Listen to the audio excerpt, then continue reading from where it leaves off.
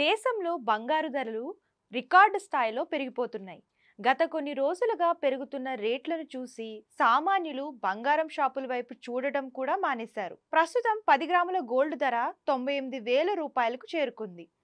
అంతేకాకుండా రానున్న రోజుల్లో పసిడి ధరలు మరింత పెరిగే అవకాశం ఉండడంతో ఇకపై బంగారం సామాన్యులకు అందుబాటులో ఉండే అవకాశం లేదని తెలుస్తోంది. దీంతో వారు బంగారం అసలు కొనగలమా అంటూ ఆందోళన చెందుతుండగా, డబ్బు ఉన్న వారంతా ఇప్పుడే కొని పెట్టుకుని ఉంటే మంచిదని భావిస్తున్నారు. మధ్యలో కాస్త ధరలు తగ్గుతున్నప్పటికీ అది తాత్కాలికమేనని తెలుస్తుంది. అయితే అసలు పసిడి ధరలు ఇంతగా ఎందుకు పెరుగుతున్నాయి, దీనికి కారణాలు ఏంటి అనేది ఇప్పుడు తెలుసుకుందాం. గత వారం 90,000 రూపాయలకు చేరిన బంగారం ధర ప్రస్తుతం 98,000 మార్కును చేరుకుంది. ఈ క్రమంలోనే నెలాఖరుకు గోల్డ్ ధర 1,00,000కు చేరే అవకాశం ఉందని నిపుణులు చెబుతున్నారు.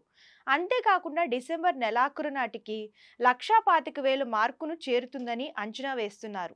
దీంతో బంగారం కొనేవారికి భారంగా, అమ్మేవారికి వరంగా మారిందని చెప్పుకోవచ్చు. అయితే అమెరికా, చైనా మధ్య నెలకొన్న టారిఫ్ల యుద్ధం కారణంగా బంగారానికి డిమాండ్ కొనసాగుతుందని నిపుణులు అంటున్నారు. డాలర్ ఇండెక్స్ బలహీనపడటం పసిడి ధర పెరగడానికి కారణమని అభిప్రాయం వ్యక్తం చేస్తున్నారు. దాంతో పాటుగా అమెరికా బాండ్ అమ్మకాలు భారీగా పెరగడం, అమెరికా కన్స్యూమర్ ప్రైస్ ఇండెక్స్ తక్కువగా ఉండటం మరియు అమెరికా ఆర్థిక వ్యవస్థలో వడ్డీ రేట్లను తగ్గించొచ్చన్న వార్తల నేపథ్యంలో బంగారం రేట్లు భారీగా పెరగడానికి ప్రధాన కారణాలని చెప్పవచ్చు.